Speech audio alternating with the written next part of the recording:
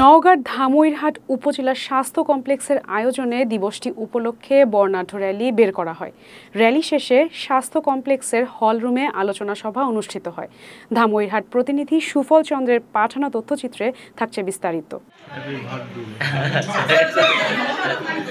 আলোচনা সভায় সভাপতিত্ব করেন সিনিয়র স্টাফ নার্স ও supervisor Beauty Begum. Senior staff nurse Tarajul ইসলামের সঞ্চালনায় আলোচনা সভায় বক্তব্য রাখেন উপজেলা স্বাস্থ্য ও পরিবার পরিকল্পনা কর্মকর্তা ডাক্তার স্বপন কুমার বিশ্বাস।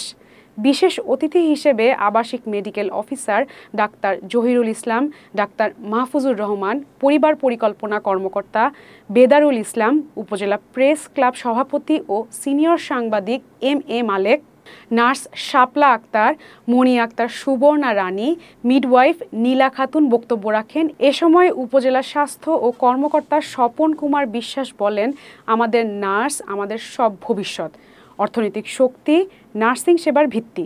এই প্রতিপাদ্য বাস্তবায়নের মধ্য দিয়ে নার্সিং সেবা শুধু দেশে নয় বিদেশেও গুরুত্বপূর্ণ ভূমিকা রাখবে।